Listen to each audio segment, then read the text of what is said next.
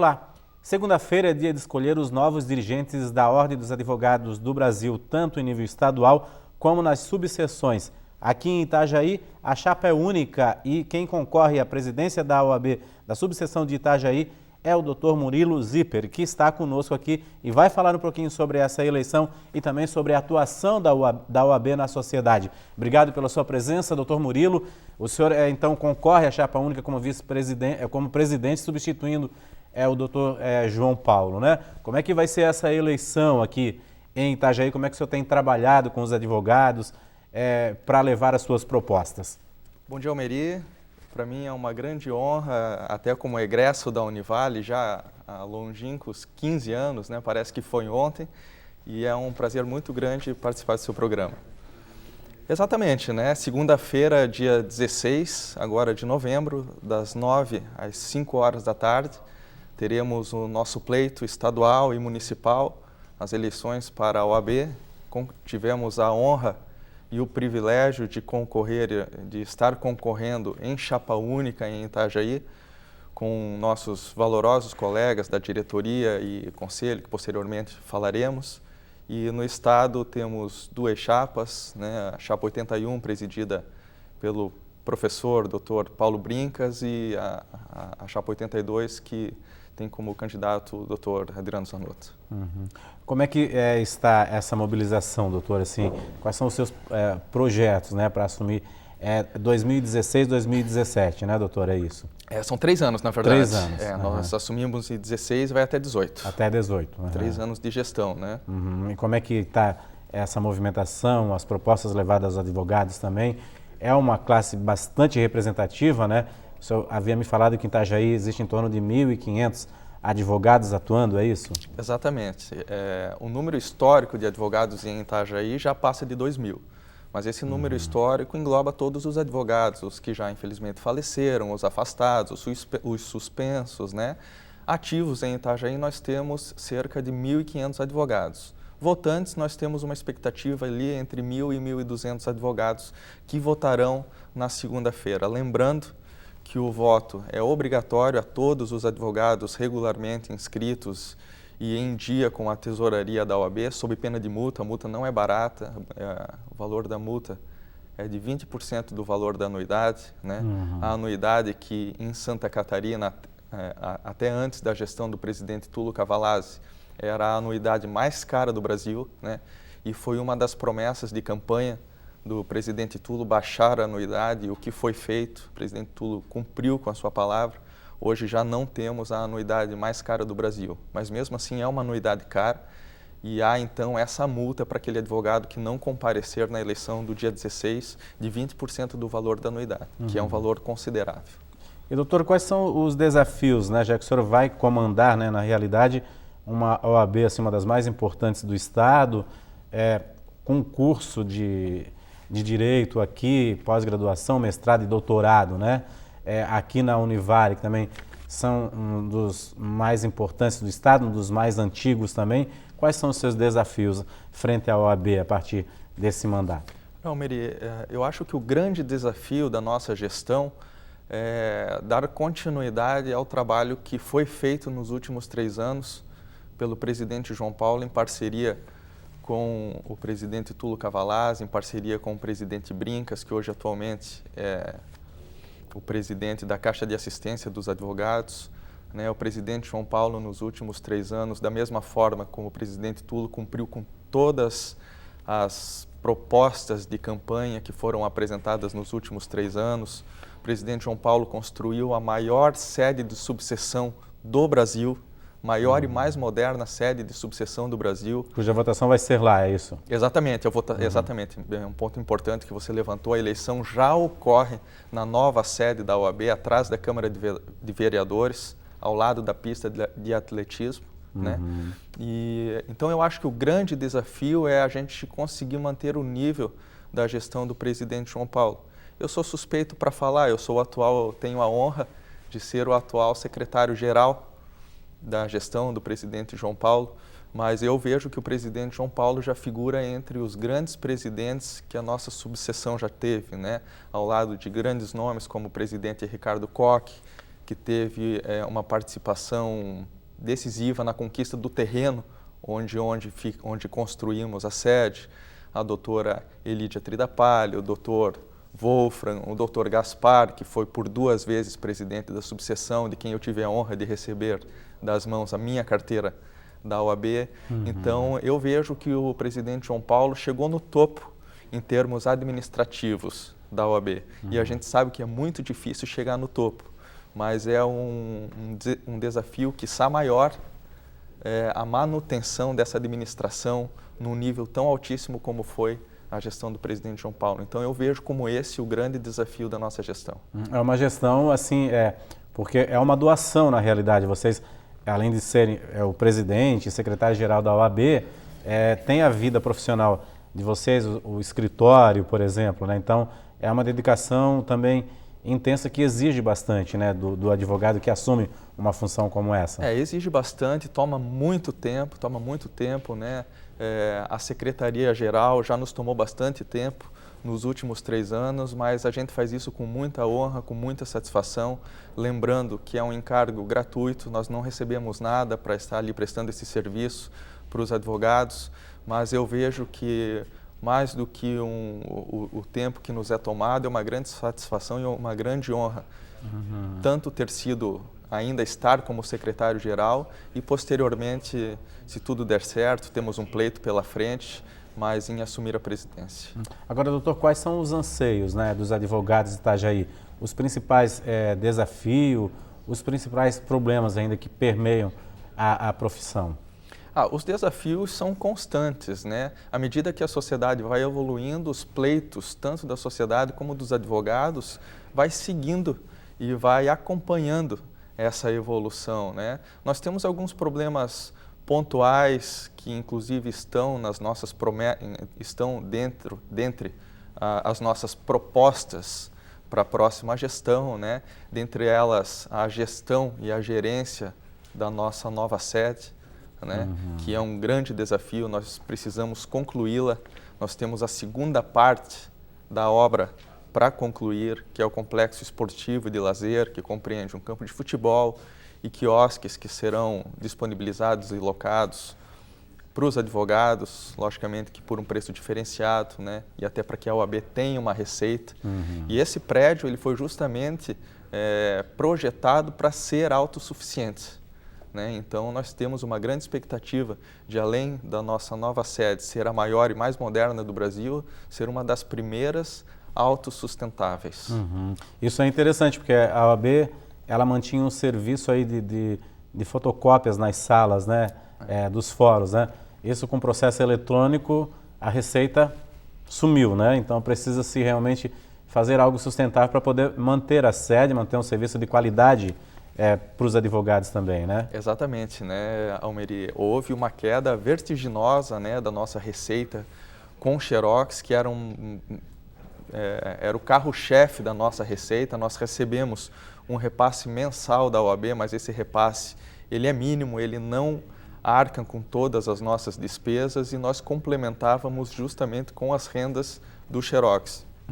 E como tu mesmo bem colocou, a renda de Xerox caiu de uma forma brusca em virtude da digitalização dos processos em todas as justiças, né? E a tendência é que inexista o Xerox em um curto prazo, né?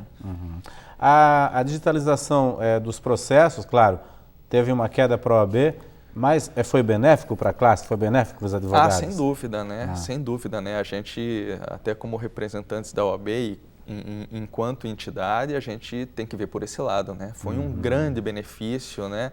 Até mesmo pela locomoção do advogado. Hoje em dia, o advogado, via de regra, não precisa mais se dirigir, pegar seu carro, ir até a OAB, apesar de que o presidente João Paulo também conseguiu um dos maiores estacionamentos que nós temos hoje ao lado do Fórum Estadual de Itajaí, né? Que, inclusive, é muito útil, porque naquela região ali não existia mais espaço, né, para se estacionar, então veio muito a calhar esse estacionamento, mas sem dúvida a digitalização do processo é uma tendência natural, né? Hoje em dia os meios digitais estão tomando conta, digamos assim, da sociedade. E eu vejo que a própria sociedade tem que se adequar a essa digitalização, que eu vejo como muito benéfica, né? É o caminho a ser seguido. Hoje barateia também o custo do escritório, na realidade, também, né? Da mesma forma, né? Os custos, tanto operacionais como de material, né? Não se utiliza mais folha, o que digamos que é até ecologicamente correto, né? Pois é, exatamente. A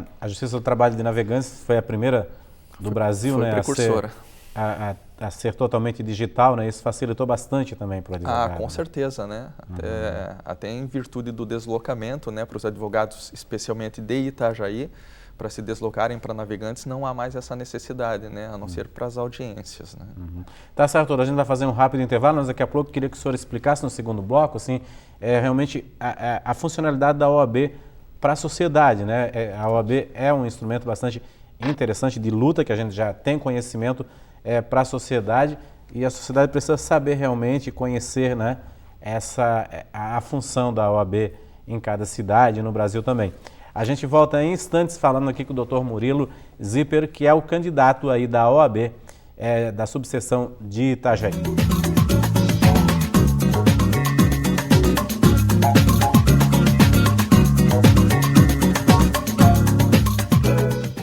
Estamos de volta com o painel Univale. Hoje eu converso aqui no estúdio com o Dr. Murilo Zipper, que é o candidato a presidente da OAB da subseção de Itajaí. A votação vai ser no dia 16.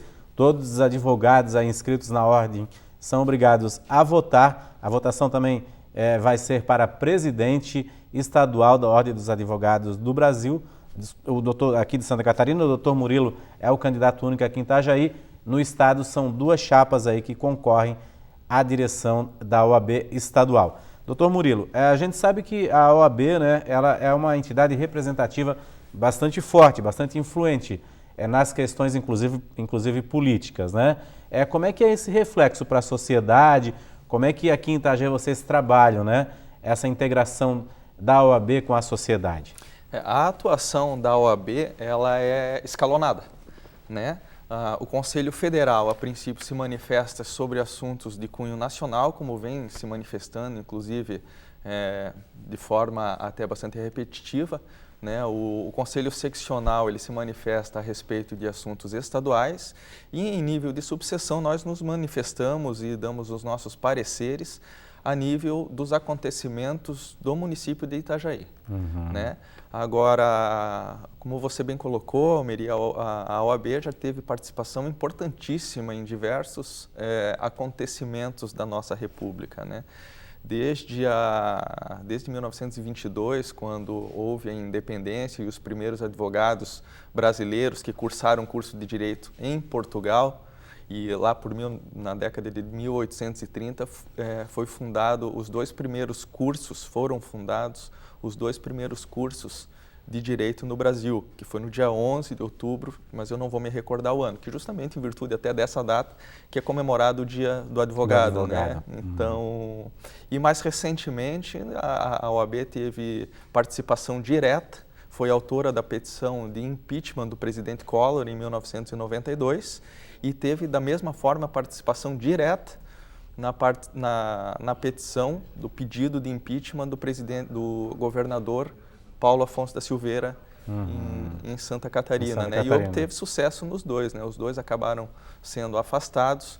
A OAB, através do seu Conselho Federal, da mesma forma, teve participação decisiva, importantíssima na confecção da Constituição Federal de 1988, principalmente em seu artigo 5º, que trata justamente dos direitos e garantias fundamentais do cidadão, né? Eu costumo dizer que nós que não vivemos diretamente a época da ditadura, né? A gente até nasceu naquela época, mas a gente não tem recordação e não vivemos diretamente todas as agruras principalmente daqueles que foram mais ativos politicamente, nós não sentimos, né? Mas esse artigo 5º da Constituição nos dá direitos que nós não temos ideia da sua importância, né? Então a OAB, desde sempre, desde a sua criação em 1930, né? Antes foi presidida pelo Instituto Brasileiro dos Advogados, criado também na década de 1830, e teve participação desde sempre muito decisiva nas questões políticas do Brasil. Uhum. Aqui em Itajaí ela é dividida também em conselhos, é isso, doutor? Que podem participar a comunidade na solução de alguns problemas, como o Conselho de Meio Ambiente, é isso? São as comissões, são as nossas comissões. comissões temáticas, né? A OAB, para que todos entendam, ela é formada por 42 conselheiros. Inclusive, os nossos diretores, presidente, vice-presidente, secretário-geral adjunto e tesoureiros também fazem parte do conselho. E esses, digamos, são os cargos eletivos. Quem votar lá no dia 16 estará votando nesses 42 conselheiros, né? E nós temos as nossas comissões temáticas, que foram brilhantemente criadas e conduzidas pelo presidente João Paulo. Hoje, para tu teres uma ideia, Almeri, nós temos 30 comissões temáticas funcionando em Itajaí, que nos auxiliam, né, nessa tarefa de dar pareceres em diversos assuntos que surgem para que a OAB... Porque a OAB ela é consultada nos mais diversos assuntos. E muitas vezes nós não temos, nós como presidente, vice-presidente, enfim, nós não temos às vezes o conhecimento específico para aquele assunto. Então nós encaminhamos para as nossas comissões para que elas nos auxiliem nessa tarefa. Essas comissões também são formadas por advogados? Por advogados, são formadas exclusivamente por advogados, né? Eu até recentemente teve aqui, acho que o Giordano Zaghini, que faz parte de uma dessas comissões. Exatamente, né? O Dr. Giordano Zaghini, ele faz parte da nossa comissão e é um membro muito ativo. Inclusive, ontem encontrei ele na Univale, numa reunião da Comissão de Direito Ambiental. O Dr. Giordano, ele é muito envolvido nessas questões ambientais. Se eu não me engano, ele é presidente de uma associação. Da BICA, né? Exatamente, exatamente. Isso que a OAB também atuou na preservação dessa bica aqui do BNH, exatamente. né? Também tivemos um parecer favorável às condições colocadas pelo Dr. Giordano. Então, Dr. Giordano, deixo aqui meu abraço para ele, da mesma forma. E um membro muito ativo, assim como temos diversos membros, nos ajudaram muito na nossa gestão. Agora, doutor, como é que está a questão do exame da ordem? Muitas pessoas lutam contra, mas o exame da ordem é essencial para filtrar realmente bons advogados, para saber o que absorveram na universidade, doutor? Absolutamente, né? Absolutamente. Há um projeto tramitando em nível de Congresso Nacional para a extinção do exame de ordem, o que nós vemos como totalmente descabido, né? Até pela quantidade de bacharéis que hoje é formada, né? Para que todos tenham uma ideia, hoje o Brasil tem mais cursos de direito do que todos os cursos do mundo somados. Então, é muito curso de direito e hoje em dia esses cursos muitas vezes são utilizados como caça-níqueis, né? São cursos que não se importam muitas vezes com a qualidade do ensino, ao contrário, por exemplo, da Univale, que está entre as 10 melhores universidades do país, onde temos... acredito que praticamente todos os professores têm ao menos mestrado, doutorado, enfim, né? A Univale, digamos que seria um exemplo a ser seguido.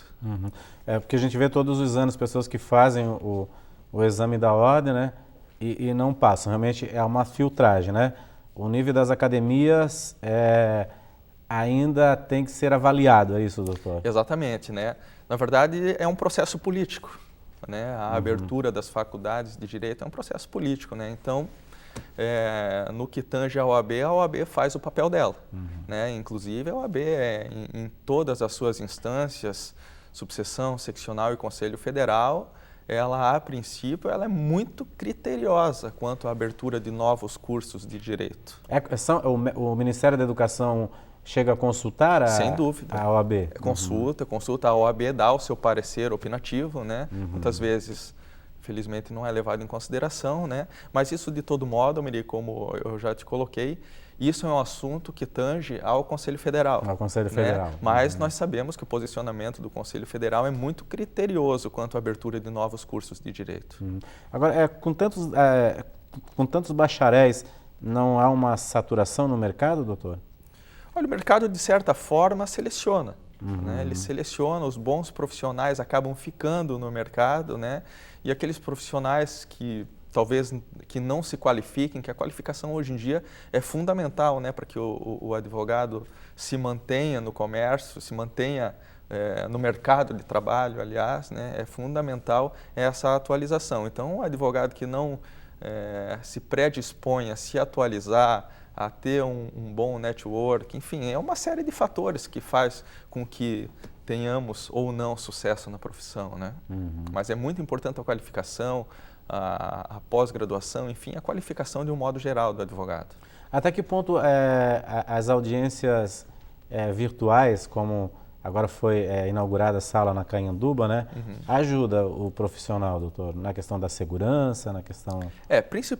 Principalmente para aqueles advogados que atuam na justiça criminal, é de suma importância, né, a questão da segurança, né, não só para os advogados, mas para os membros da magistratura, os juízes, os membros do Ministério Público.